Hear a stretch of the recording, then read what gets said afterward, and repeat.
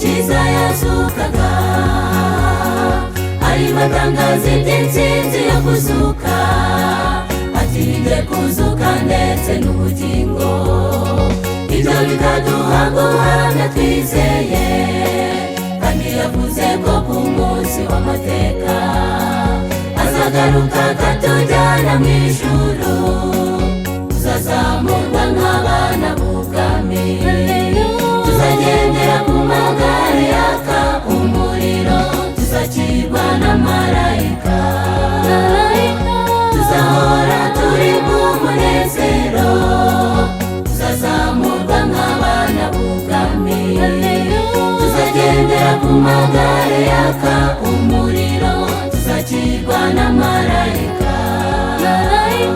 tuzahora turi mu munezero.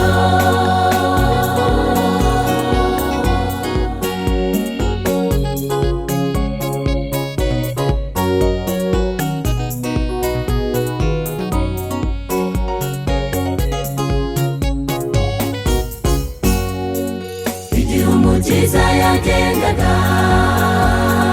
azamurwa mu cyubahiro cy'Imana, aho hari ku musozi wa Elayono,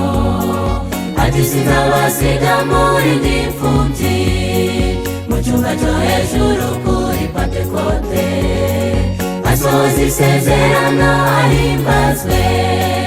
tuzazamurwa nk'abana b'ubwami, tuzagendera ku magare yaka umuriro, tuzakirwa na marayika, tuzahora turi mu munezero, tuzazamurwa nk'abana b'ubwami, tuzagendera ku magare yaka umuriro, tuzakirwa na marayika, tuzahora turi mu munezero.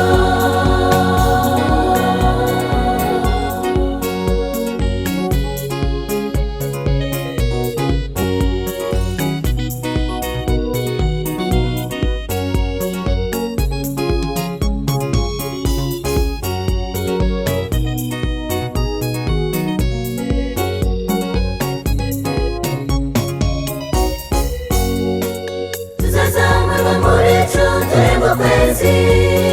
tuzagendera mu mbaraga y'Imana, tuzarenga izuba turenge inyenyeri, maze twinjire mu rurembo kwa Mana, tuzakirwa n'ijuru kuri gahunda, tugende kuri defile y'abatsinze, izihozo yuko dutsinze, haleluya himbazwa mucunguzi.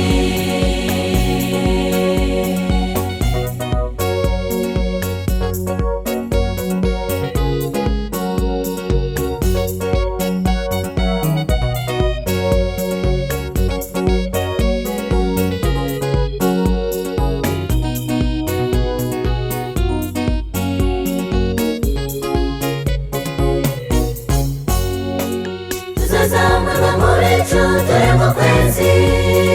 tuzagendera mu mbaraga y'Imana, tuzarenga izuba turenge inyenyeri, maze twinjire mu rurembo kwa Mana, tuzakirwa n'ijuru kuri gahunda,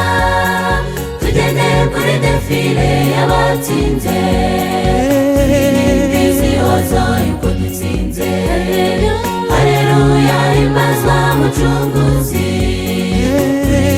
izihozo yuko dutsinze, haleluya himbazwa mucunguzi, izihozo yuko dutsinze, haleluya himbazwa mucunguzi, izihozo yuko dutsinze, haleluya himbazwa mucunguzi.